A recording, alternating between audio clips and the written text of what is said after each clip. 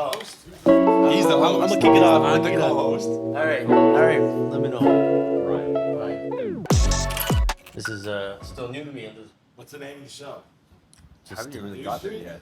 That's kind of what we landed on after like 20 different things. Yeah. The New Street Podcast. It's fun, yeah. And that's podcast, whatever. It's good. The topics vary quite a bit, though, I would say. That's what I'm saying. Yeah, it's That's the nice thing about it. We're not just focused on just the real estate. It's a little bit of anything. entrepreneurs, man. No, it's not even.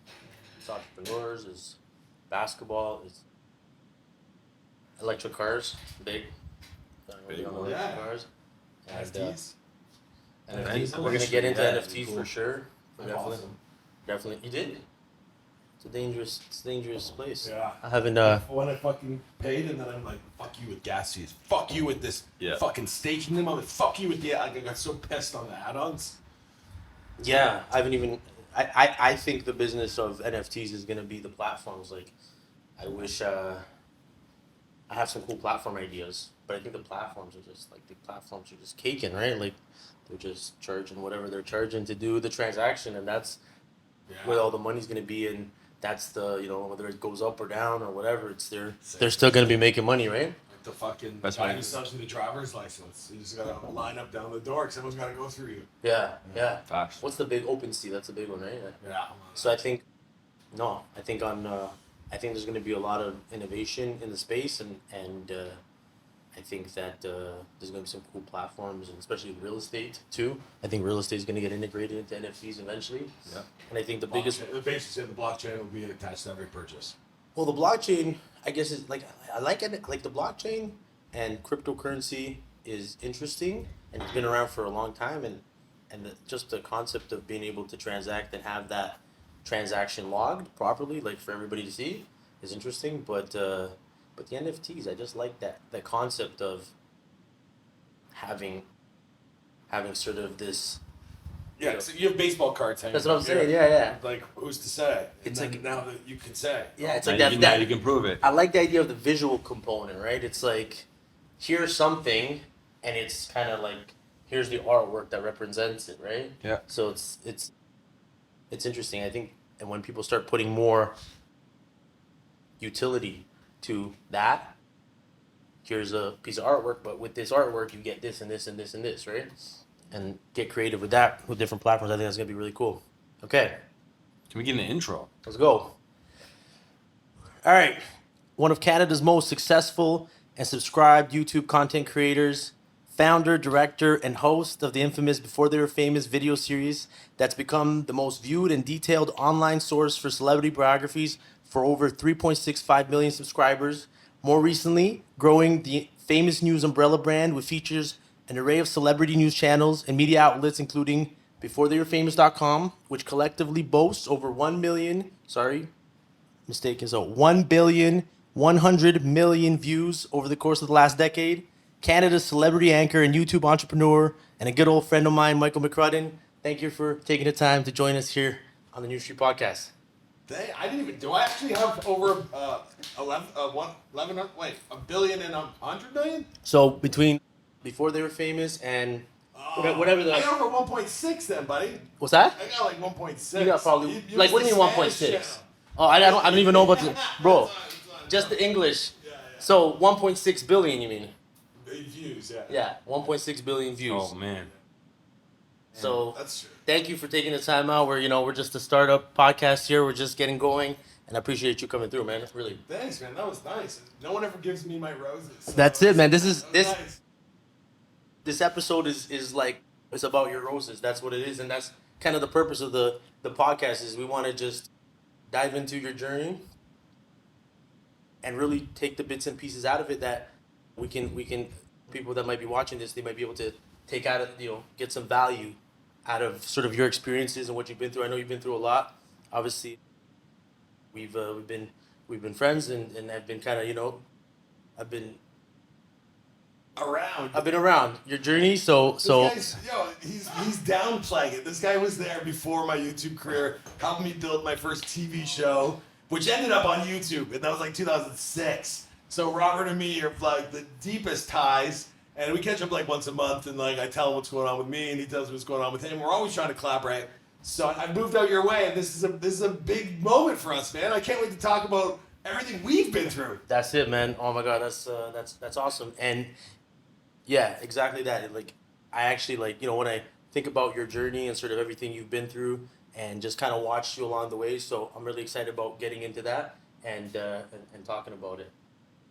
If people ever want to see the before they're famous of me, this will probably be the most detailed and like shit you would never find in print or anything I've ever done, because a lot of this stuff, this is all behind the scenes. It's all behind Here the we scenes. go, Very man. YouTube-y. This is Here the we behind go. the You scenes. heard it here This first. is the behind the scenes Michael McCrudden podcast. But first of all, congratulations on getting married recently in Vegas. I know you had a more conventional wedding planned, and with COVID kind of spiraling out of control at the beginning of the year, you decided to go to Vegas. So how was that?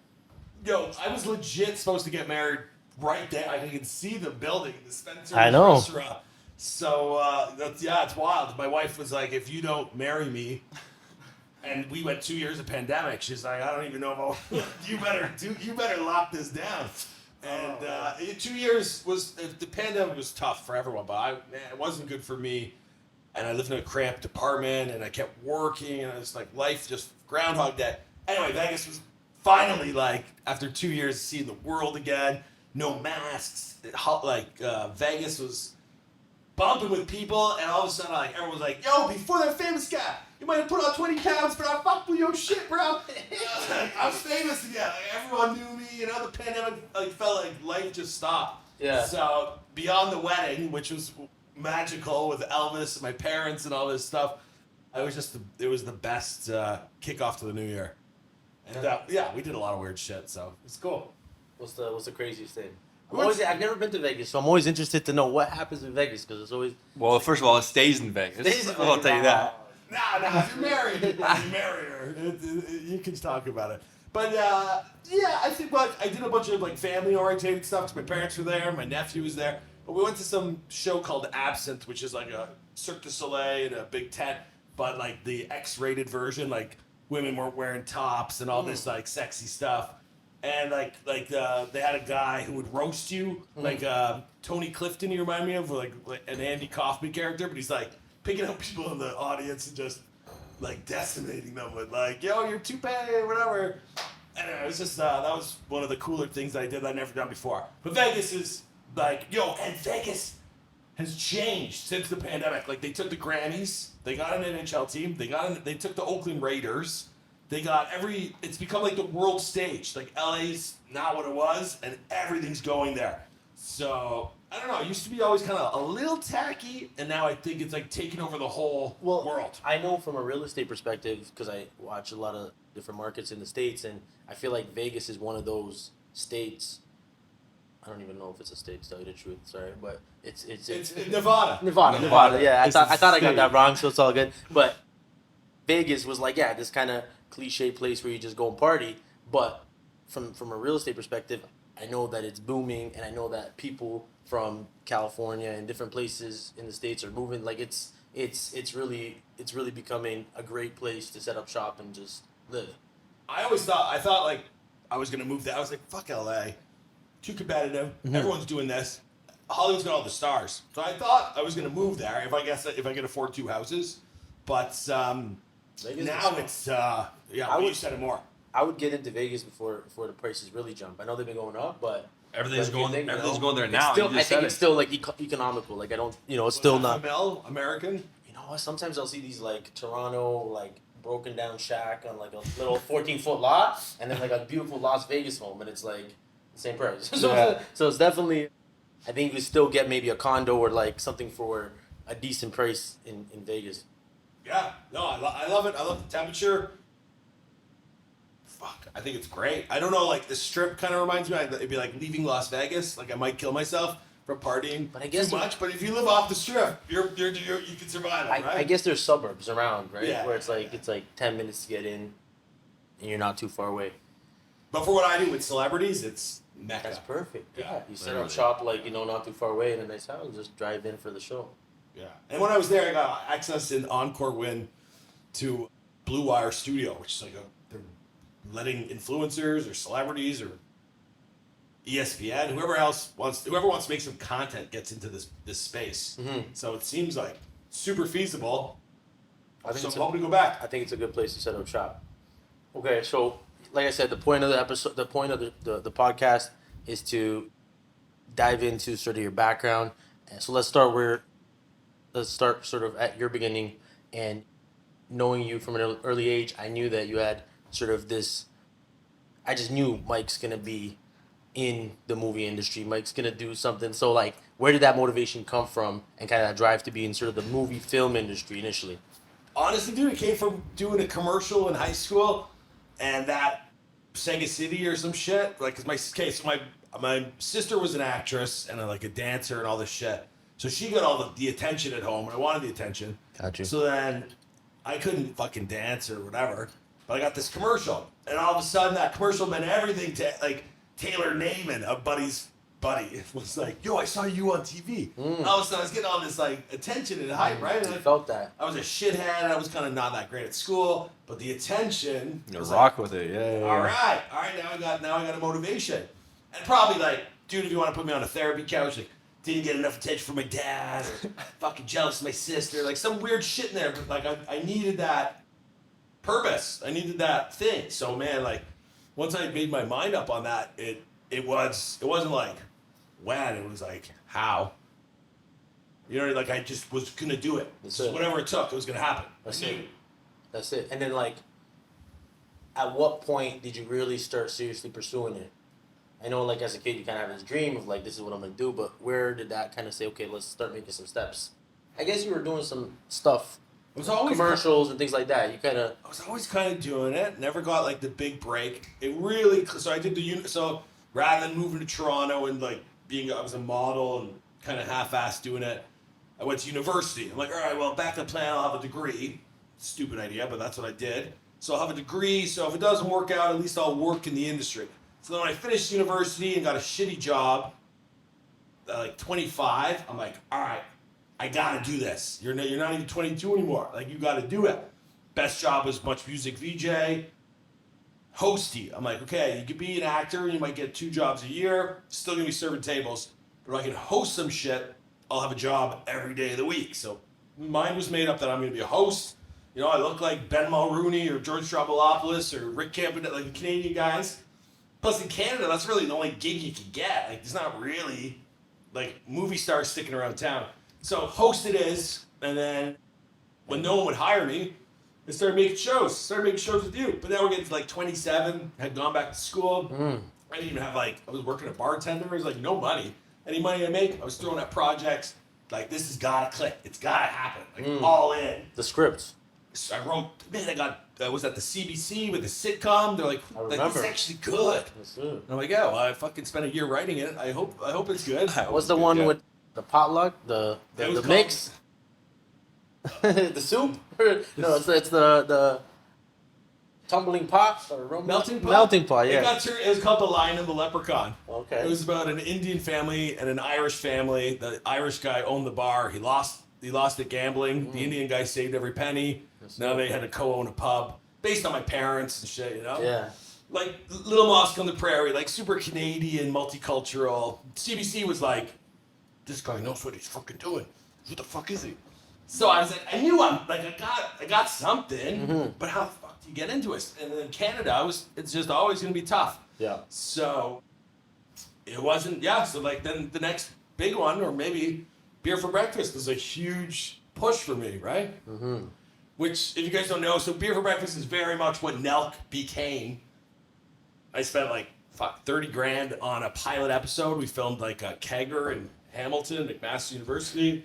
Got like 300 kids signing waivers at the door, like doing a party and like Jello, girls taking their clothes off. Like, it was Girls Got Wild meets Jersey Shore. I tried to make it like American Idol, like we were like grading these kids, like Keys to VIP, like all these like things there.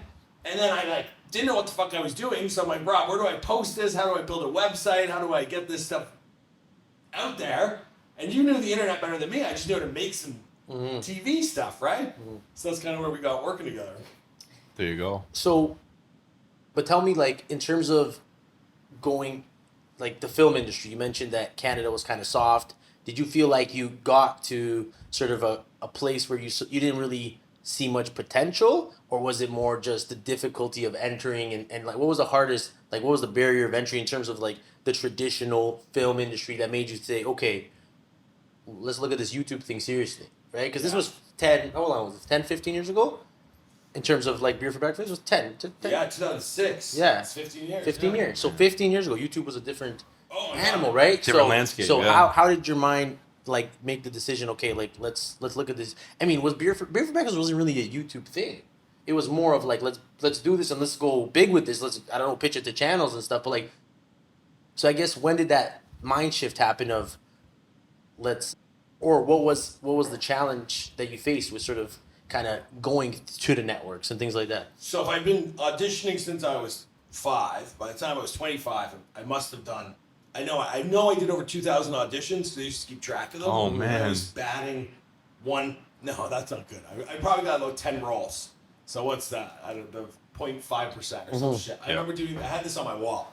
So I realized, okay, you're gonna, and then auditioning costs gas money. It costs taking time off work. That you basically you're waiting, right? And what are you gonna bartend? You can only bartend. So I'm like, out of waiting, I got to do something. I got to make something. So, And YouTube wasn't what it was. YouTube was still laughed at. You make money doing that was like not even it. It's like, why even do that? Was what people were saying. Only guy I remember that was doing it at this time was Epic Mealtime. That's the only guy that yeah, I remember that. people knew about. Yeah. And like, maybe they make money. I heard they sell T-shirts, but like, no one got it. It just didn't make sense. So when we made Beer for Breakfast, like, if MTV doesn't pick this up, or like, I think we went to a bunch of like edgier channels. If someone like that doesn't pick it up, we're screwed. It's not feasible to make a $30,000 show on YouTube. Like, even still, I like me knowing YouTube now. If they were making, You can't start with that. You can't start with that. They might make that on their best month back then. YouTube, Yeah.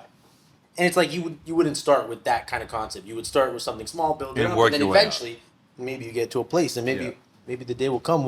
We could get back to it. I'm a little old for gaggers now. Oh, you know what? Maybe find some Nell kids. Yeah. So, and this is really why I like kind of, I really admire your story and kind of what you've been through, because you tried a bunch of different things, and it's like the industry, whatever, kind of put these stop signs and put these blocks in terms of the options, and it's just a difficult industry to maneuver in, right? You got to it's a lot about connections and just different aspects of it. So I really admire how you just kept going and you kept fighting, and I think that process really made you kind of who you are, and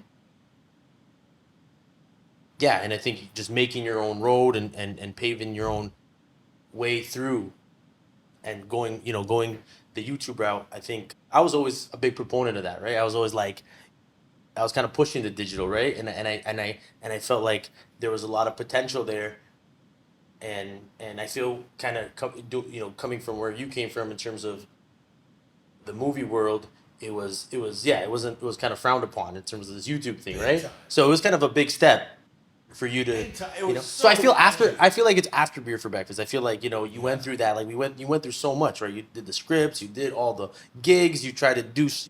You didn't stop. Like, you got the auditions and you got the numbers, and you said, so that moment where you said, fuck this, let's do YouTube, that was after Beer for Breakfast, I guess, right? Yeah. And So I definitely had an early mid. Hold on, one thing. I appreciate what you said, the roses thing there. You gave me some credit. Because when I did blow up on YouTube, all these fucking YouTube guys were like, fuck Michael McCrudden. He just shows up here like he hasn't put in the work we had. Like, they all fucking hated me for some reason. Like, I like took a shortcut because I'm doing videos on them or whatever. But they had no fucking idea I was like Canada's biggest workhorse. Whatever. So I appreciate you saying that. That's nice of you.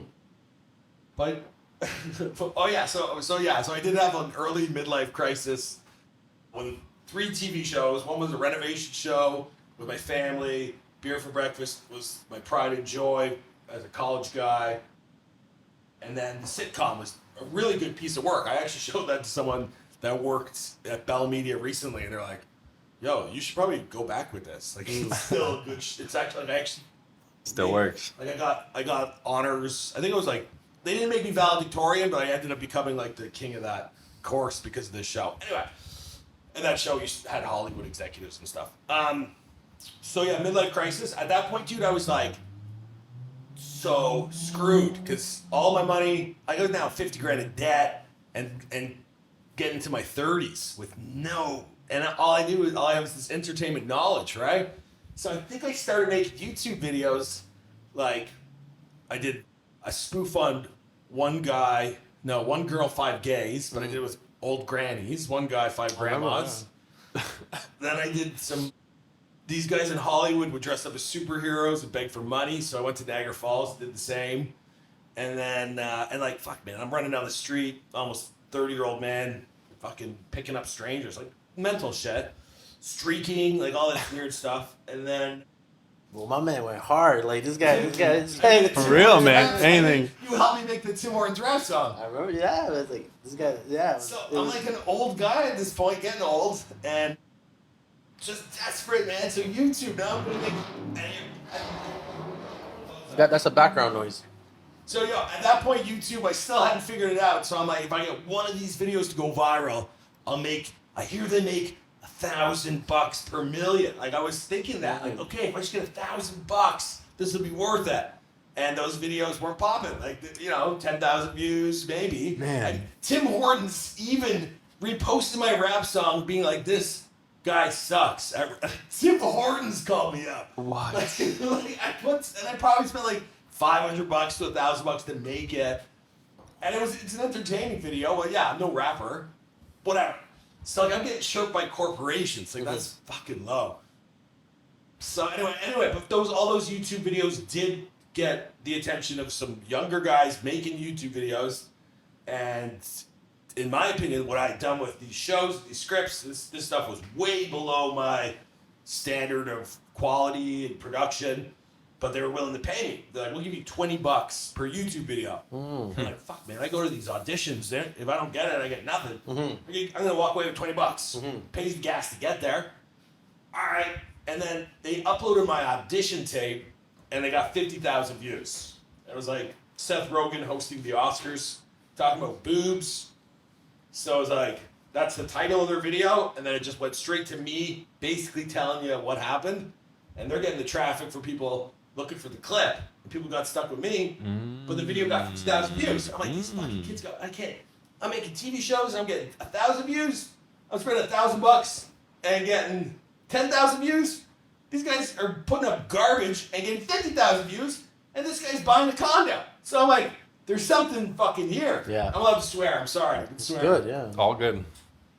So that's when YouTube became my career. You saw the potential. Yeah. There was something. That's when it clicked, man. Yeah, but I still had 3 years of that before they're famous. So it's a journey, right? That's it. And tell me about sort of the work ethic. That saying, okay, it's a different story if you get signed by a network and then they set you up or something like that. But in terms of saying, okay, I'm gonna start from nothing and go this YouTube route, like. For somebody that's, for instance, starting up right now and saying, hey, I want to make a career of being a content creator and I want to kind of do it on my own. I have sort of the hustle and the grind to be an entrepreneur in this space and make my own content. What kind of advice would you give them, and what does it take in terms of sort of the work ethic?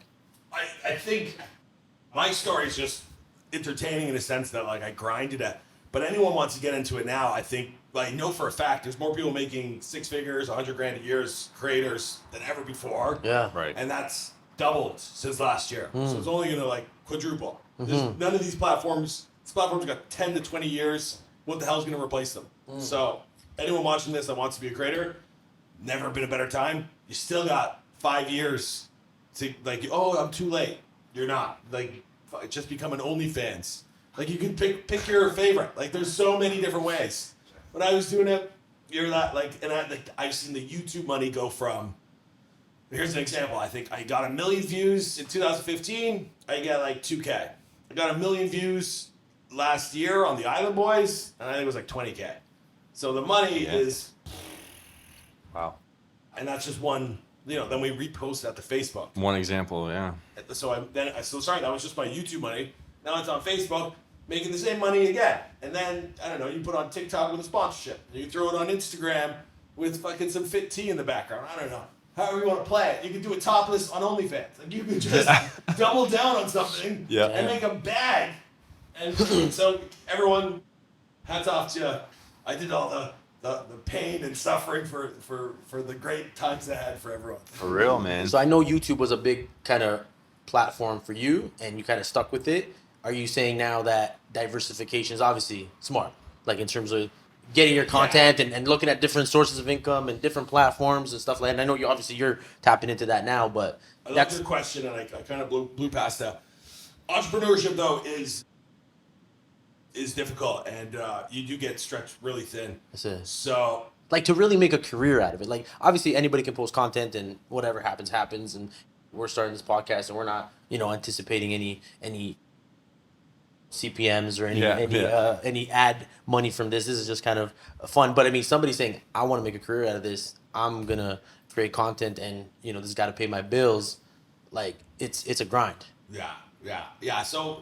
So number one, you have to definitely commit to entrepreneurship. You got to be like, I'm going at this on my own. It's like anything else. Like people think, they see all these pranks and different things and whatever it is, and it's like there's so much work that goes into it, right? It's a ton of people would have given up halfway through your story by now. You know what I mean? So the fact that you put your head down and keep going in itself is pretty amazing. 100%.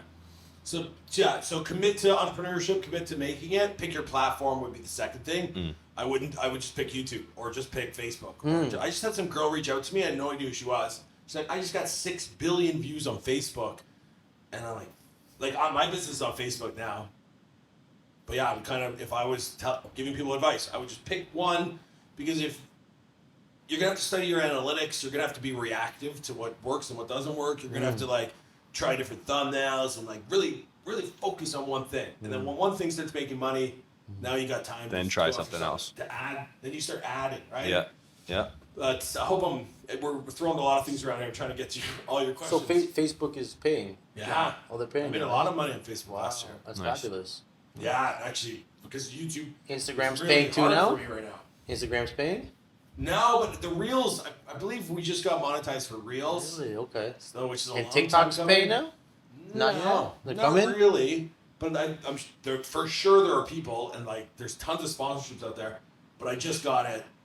I'm bumping. I'm actually I got a TikTok show now. Nice. Which I thought I was too late for, but of course you never are. Hey man. Right. Like you keep talking about age and being late. We're just getting started, man. Trust me. It's like it's you can't think like that. It's we're still young, man. We're still super young.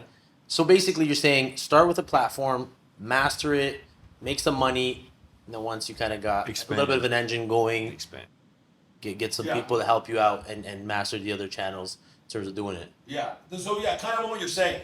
I'm really trying to position myself into more of a mentor, even on my own assets, my own channels. I've been out there. I've done got 1 billion views, but I'm thinking a better resource on educating and training younger people around me, because hosting and reacting to comments and nurturing a community is a pretty hefty job. And I've just done it for so long, so I can answer people's questions really quickly.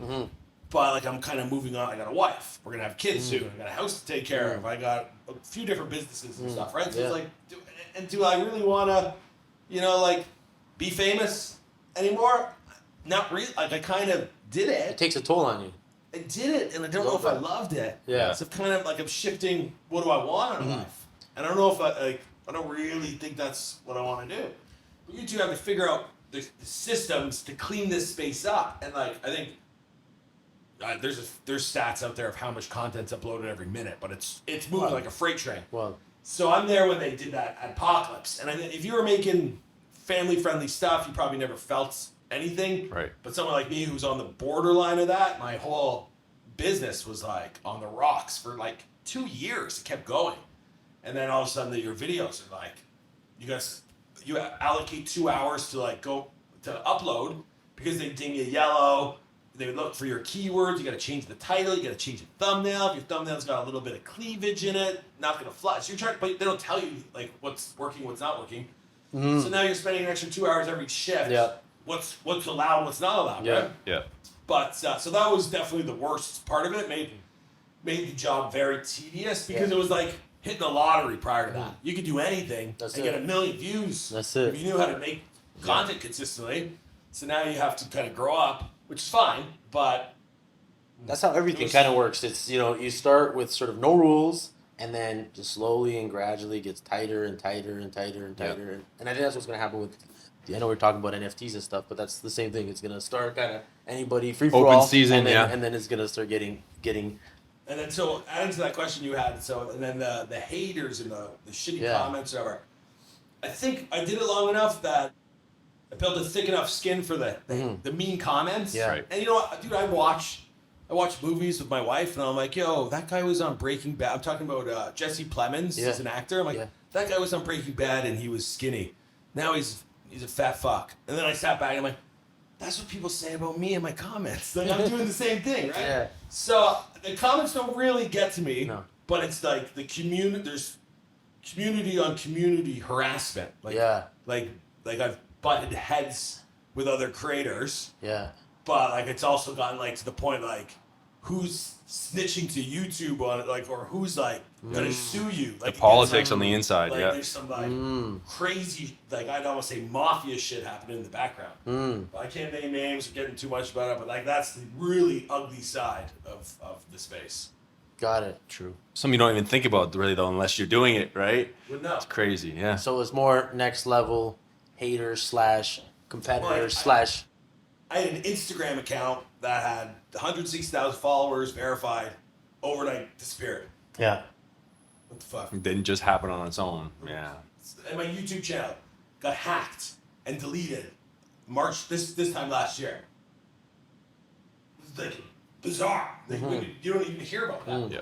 Like who? Like I'm not Donald Trump. Yeah. Like, what's going on here, man? Yeah. No, you're right. So the demonetization, you gotta, as somebody that's starting to get into the space, you gotta understand that there's gonna be stuff that happens, and you gotta adjust and kind of be able to adapt to new environments. And then on the hater side, you gotta have that thick skin and be able to deal with it. Yeah, I think I kind of loosely like grazed over like you have to be an entrepreneur, but that is kind of like you gotta put on your big boy pants and be like, I'm gonna fight every day for this. Yeah. And that means because what you don't see when you're watching a YouTube creator, and this is my era, maybe it's not like this anymore. Yeah.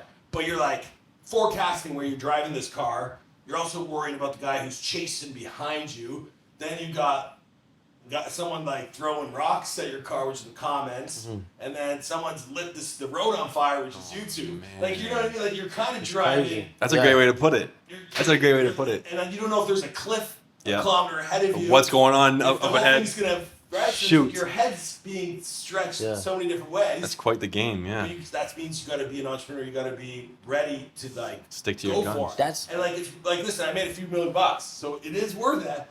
But you didn't get that money because you just clicked a few buttons. Yeah. You're working your ass off. True. And people don't realize it when they look at YouTube and they see these videos.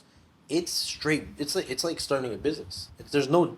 When you start a business, you have different problems, obviously, but anytime you get into a position where you start dominating a market, you're gonna have competitors at your throat, Always. right? And they're gonna try to put you down, no matter what you're doing, right? And it's the same thing here. So that's why I love your story, and that's why I think it's just super inspirational to see how you trucked down the road and it's even when it comes to the haters, it's an interesting relationship because it's great. People will hate on you today, and like you said, this guy makes a comment and whatever, even a competitor. But I think you've always had this long-term mindset, or at least you've been able to kind of get through everything you've been through and continue on. And that's kind of the beautiful thing about it is if you look at it from a long-term perspective, you're you're at the end of the day, you know, somebody maybe made a bad comment or hated you, but in the long run, they're gonna look at you and they're gonna probably aspire to you, and they're gonna probably admire a lot of stuff you do. I've never had anyone say really anything bad. Okay, I had one guy try and stab me. Oh man. Beyond that guy. What? Yeah, I think he was a little off his kilter. That was like on Yonge Street. But other than that, no one's really ever said anything bad to me in my face. Like everyone's been like, The keyboard warriors, Oh. as we call them. Yeah. like I've had like little guys turn into like super fans. Like, oh my god, I've never met anyone famous. I'm like, I'm Franklin. That's it. Like yeah. everyone's nice. Yeah. Yeah. Like yeah, and then in Vegas, like every bellboy, every bartender, check-in desk, they're all like, Joe, I watched your great show, man. Yeah. So yeah, it's almost you got to get out of the studio to kind of feel that. The But world, yeah, then you have the to- world is better than it seems. Like, you know, you go online, you see all this shit, but you know, you gotta have this positive mindset where And it's, and then make friends with other creators. That's Because every it, other creator's yeah. dealing with And this. collaboration. I look at my competitors, like DJ Academics, he's getting roasted by people. yeah, Like 6 Butts. Someone they post the wrong thing. There's like people going mental after Oh, them. yeah. Mhm. So everyone's getting it. If you put yourself out there, that's the price of fame. that's it. And because I would be reflective knowing that we kind of talk about this stuff, but I was like, kind of really in my head thinking today, I'm like, you know, I think this is why Hollywood built the Oscars and the Grammys and all these fucking award shows, and they all chose to live in these fucking mansions and be reclusive, because when you put yourself out there, all you really get is negative feedback. People watch your movie, and everyone rates it. Review. Very few movies are like, it was perfect, right? Everyone has something negative to say because they're living the dream life. So they had to make these award shows. They have to be like a little cult to like give each other praise and love to keep them Yeah, all that's happy. true. Yeah. And like it was worth it. Yeah. Because otherwise everyone else is just villainizing them because they had the balls to go and achieve that. Yeah. 100%. Sorry. No, it's a good point. That's yeah. That really painted the picture. Yeah. No the doubt hate, about it. the hate is real out there, and it's tough. So that thick skin and that filter of being able to just ignore or just understand, that's part of it. That's a big part of being able to go out and do what you do. Yeah. Yeah, man. And it's crazy. Like, I don't know. I've had people come after, like, every year there seem to be, like, different, like, oh, he gets things wrong. And then other people are like, yo, these are, like, the celebrities are like, this guy gives the most detailed profile ever. And the comments are like, you get it all wrong. And I'm like, where's that coming from? Oh, it's man. so crazy because there's so much bullshit out there, and everybody's just spreading a lot of rumors, and like you actually put in the time to get it as correct as you can, and you know everybody's gonna make mistakes or something's gonna Yeah, change. no or way you're gonna be different perfect. factors, you know. It's and yeah, I mean, you know that's so that's part of it, right? That's just part of it, and I'm glad to hear you're dealing with it. 100%. It's been a journey, man. It's been, and you're living life definitely in the fast lane. Like, there was moments in my career that, like, you can't, like, I remember we had Jennifer Lopez's team, like, she wants to work with you. Oh, we're not doing that, right? Like, I was, like, too busy. Like, you're, like, things are happening so fast, and they can make or break your whole career. But, like, if these things happened when I was doing Beer for Breakfast, it would have been a month I would have been celebrating. Like, for the last 5 years plus, it's been, like, 7 days a week, go.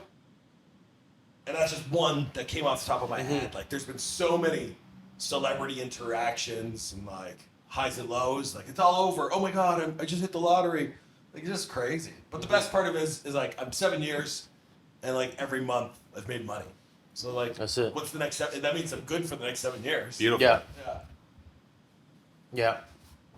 So Hamilton, welcome to Hamilton. Tell me about Hamilton. Tell me why you decided to settle down. Now, I know you've always talked about Hamilton. I know you went to school here, but other than that, is there a reason? you Change chose- I want to be pace. neighbors with you, bro. That's it, man. That's it. Yeah. This is I tell everybody, you know, it's like from Toronto and anywhere in Ontario, it's like sort of this west, and I know Durham's great.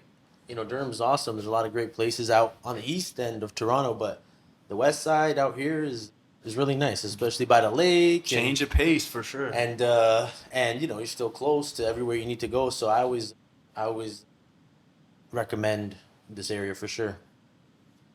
I think, yeah. So if beer for breakfast, so if my career took off at 25, I would have moved to LA for sure because I was vainer then and chasing that whole thing. I want to be famous, remember? But by the time I hit 30, that was kind of out the window. I'm like, because fame almost costs you money. Like you need PR agent then. You can't offend anyone. You gotta be friends with everyone. You gotta be at these events. You gotta do all this shit that comes with that. At 30, I'm like, I just want to make my money, kind of. You know, I wasn't rich enough to do all that stuff as well. Like, so whatever. Yeah. So I made my mind up. I was going to Hollywood. I think at the end of the day, you're at the heart, you're an entrepreneur, and you're a hustler, man, and that's kind of telling of that. It's like you want to run your own business, you want to manage your own stuff, and just keep doing what you've been doing. True. I look at Logan Paul. I never saw him at an event or a party. That's it. Gotta stay focused till he made it. And like everyone that I know that's made it on YouTube is like a 12-hour day, 7-day a week. Yeah. But yeah, I made up my mind because it was too late in the game, so I got a lot of catching up to do. I got 5 years of work ahead of me, so I'm not going to LA. And then the price, so then I should have got a house earlier, but I didn't really know where I was going to be. I was going to have a studio. Was I going to work from home? I hadn't figured this. So I'm like, I'm going to build a little studio, and I can't afford an office in Toronto, so I'll work next to it. And that just kept going on and on and on. And then the housing market went berserk. And I'm like, if I don't get in now, maybe never get in. Yeah. But luckily, I'd saved enough money that. Anyway, so I went to Burlington, and I was like, man, I was looking just to spend like $1 million. And I was like, I'm not even getting a bungalow. Yeah. It was late to the game. Yeah. So then I'm like, all right, I'll up my budget, and I'll look at Hamilton. Go all out. I just hit the lottery. You got a nice little Manchester mansion, or however you want to brand it. The Manor, the Manor, okay. The McCrudden Manor, man. It's definitely. I feel like it suits you. I think it's just the perfect spot. In terms of, I haven't seen it yet in person, but from the pictures, it looks amazing. And then so my wife was totally okay with Hamilton, which is like, that was the only thing stopping me from not moving there. I obviously am a super nostalgic guy, so I had beer for breakfast there. I went to university there. I always liked the climate. I always liked like the escarpment, gives you waterfalls and hiking and like stuff to do. It's kind of like not a city, but a city. And obviously it's got its negatives, right? Like it looks like kind of post-apocalyptic or something. And then some of the people look like they've been through it. That's the case, right? But I have hope for its future. And like I lived through YouTube being sketchy, and then it turned into what it is. So I think I could I changed my bio to future mayor of Hamilton. Like I feel like I'm going to be a part of its comeback. The future. Hamilton has been on the comeback, but the future is bright in Hamilton. I think when you look at Toronto 20, 30 years ago, it has some of the same infrastructure and sort of the same signals in terms of where it's going, but it's even like like you said, the escarpment, having that, it's sort of in between the escarpment and the lake. So I think it's got a lot of potential to it. So I think getting into where you got into, and I think the future is just going to get better and better. So congratulations on that. That's awesome. You guys know more about it than me. Like I kind of just got what I got, but you know the real estate, so I'm happy to hear that. Yeah, no, it's I think it was a good choice, and that house is a beast, and it's got a nice big lot, so that's awesome. Yeah, win-win situation. Beautiful. The cities. The plus and so I don't, because I'm a hustler, I don't mind the sketchy stuff. That's it. And I was definitely like, man, living in Toronto and going to Walmart, it's not an enjoyable experience. You gotta go to Sherway Gardens, you gotta go wherever the hell you gotta go. It's like jam-packed. It's like going to Wonderland. Like everything's like crazy. Now I'm like all the time though. Everything. All the time. The Tim Hortons, everything's just like right, and then whatever. So I'm like loving suburbia. I'm loving not living at work. I'm loving having room. Like, man, I even had like privacy. I couldn't even like take a nap in my condo. Because my wife would be like downstairs with the dogs. So like, can nap. That's it. Couldn't even nap. Yeah. No, napping all the time. I can nap, bro. I'm like over the moon. There you go. That's it. Little things. Yeah, that's awesome. So and the car ride, commuting. I was such a commuter, and now I get a good 45 minutes to kind of process my thoughts. Yeah. I miss that. The transport is a good time to think, and you can take the GO train if you need to, or you can drive. But especially as they get into the autonomous vehicles, it's gonna get better and better. Just set it up and then write your scripts or write your stuff, right? So Also, the analogy I gave you about YouTube and you're driving, I'm trying to get my business to that Yeah. autonomous level, right? Where I have someone else yeah, taking care of the wheel, and Self-driving, someone else yeah. making the thumbnail, someone else reading the comments because I did all that stuff. well, this is an amazing time for you because now it's like you've gone through all this stuff and you have so much knowledge. You got some fundamentals and you've built this business and you've built these channels and it's like I'm just so excited for you because it's just at a great time for you to sit back and think and see what the next step is and strategize, and you got so many options and you got so much opportunity to blow this up in different ways. So I think you're just like this is just the beginning for you in terms of what you're gonna do. But what's next? Tell me what's going on. I appreciate that, man. I'm definitely with the marriage and the end of the pandemic and the house. I'm definitely in a reflective period of like, okay, I did that. What's the next 10 years look like? That just everything's just kind of changed. Like I'm just adult. Today I was raking leaves. Like I just adulted in the last 3 months, making life changes. So so I'm trying to figure out. Like I really, if I want to go back to before they're famous, and I want to get 500,000 views a video, I'd have to really go. All right, I'm gonna go another year. I'm gonna eat and breathe this show. I'm gonna write every script. I'm gonna host every video. I'm gonna spend my free time monitoring the community, making the thumbnails. Like I could do that, and I could, and I'd probably make a lot of money doing it. But I don't know if my heart's there. Like I don't know if I want to do it another year. Yeah. I've been building famous news and building TikTok the last couple months. It's making money. It's blowing. TikTok's just got 3 million views last week or some stuff on one video. Wow. So I'm doing that, which was my plan. But I do have I've had quite a few meetings now with the pandemic ending, and I'm hoping. I think Canada's really been like not paying attention. I thought my show was gonna get bought out 3 years ago. Like I thought like E-Talk or Entertainment Tonight Canada's gonna be like, we gotta scoop this guy up, but they never did.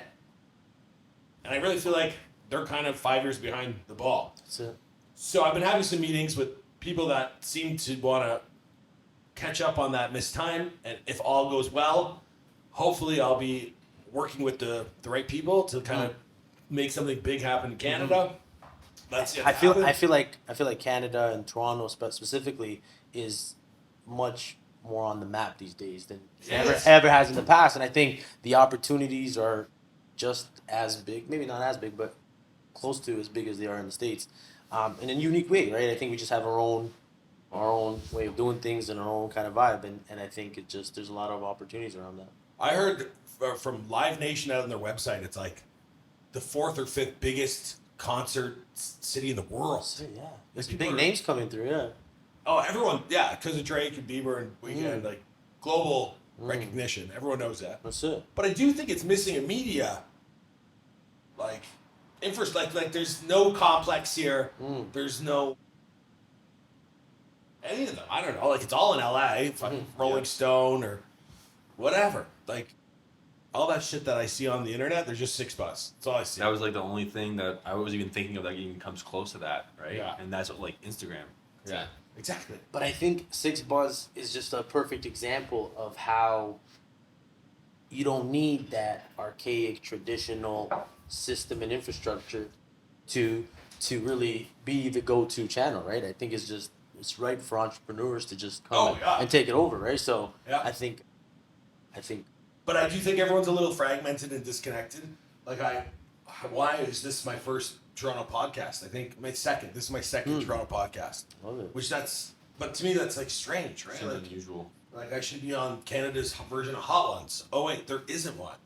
Like I think that I don't feel like I don't think we have to recreate stuff that's been done. I think we're always gonna do stuff in our own way. It's gonna be different, and I think that's what makes us unique.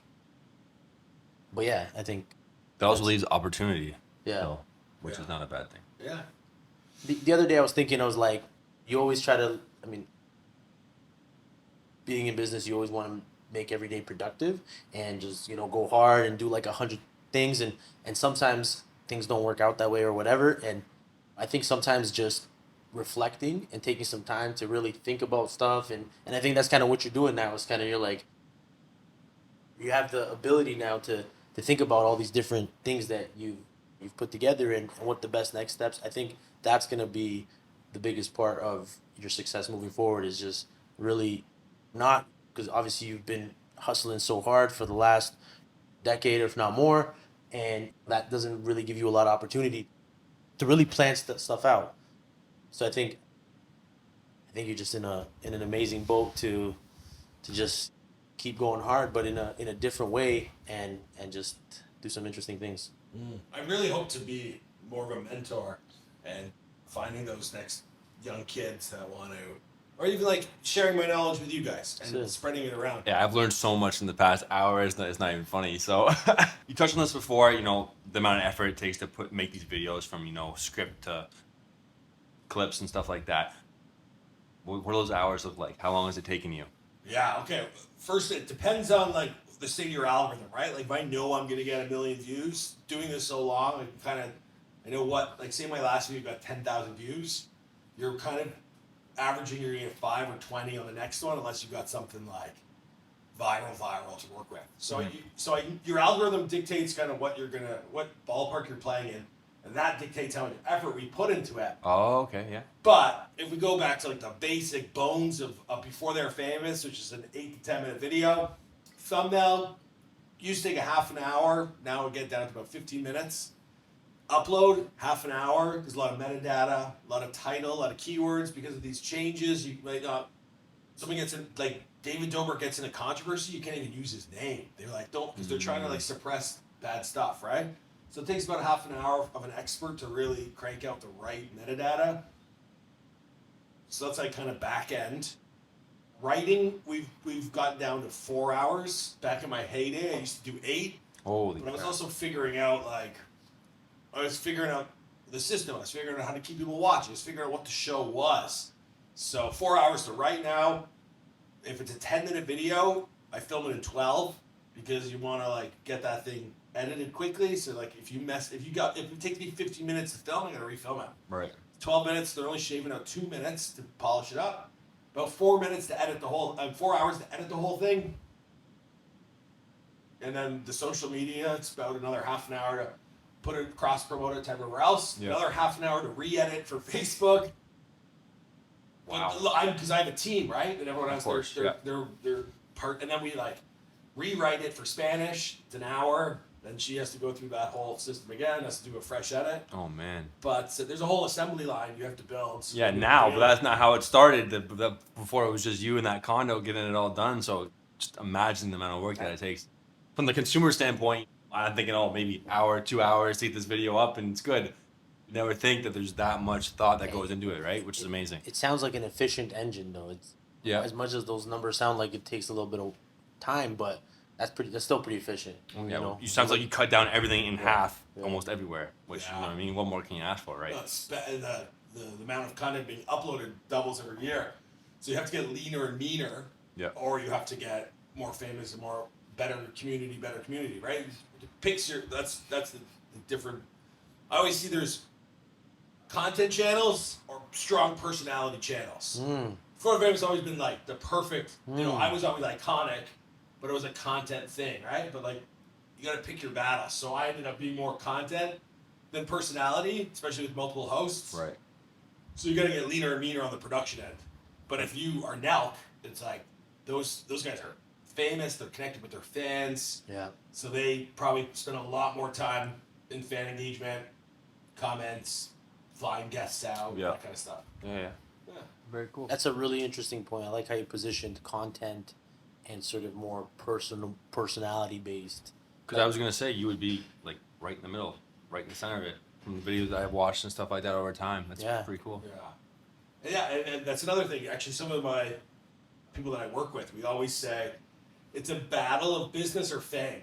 And in Hollywood, right? Like, and you need the business to get the fame, but this is like the golden ticket, right? To like reach the pinnacle. Yeah.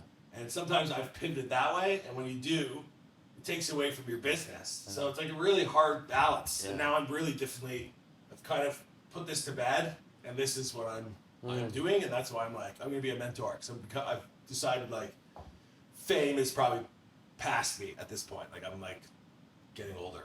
Yeah. That's really interesting. That's interesting. I didn't realize that you kind of made that decision to make that jump. There's so many and aspects. just focus on that business aspect. But that's really cool. I think I mean, I feel like when it comes, if you look at it from the long term, and even if you focus on the business side of it, I think you're always gonna have the fame, and I think you're always gonna grow that. I think that's just part of you too, right? So it's gonna be interesting to see sort of how you maneuver the next steps. 100%. What was the second question? The channels. Oh, The yes. channels. I know you touched on this before as well. You talk about the TikTok, the Instagram, and stuff like that. What is the broad scope of everything that you have built on now? Like, what are you guys using the most? What's coming next? Yeah, so having one channel and depending on it is fine. But when you start having staff like I did, went from me to 3 to, I think I got up to 17 people at one point. Wow. So you can't just, everyone relies on one channel, and if that channel tanks or disappears, which has happened, you're screwed. So you need multiple streams of revenue. So for me, we got Before They're Famous, main channel. Second one I built was the Spanish channel. That's at like 2.2 million. Doesn't make as much money because people are watching in Mexico or the CPM is not that great, but it's easy to reproduce it. My wife has 400,000 subscribers now. We started in 2019. It's called Famous Entertainment because we didn't know what it was going to be. It was just going to be a feminine version of kind of what I was doing. Yeah. And that's really like, it caught up to my channel. I think some months it makes more. So it's really become like a pillar of our business. And now she's really done something amazing. And like, obviously, anyway.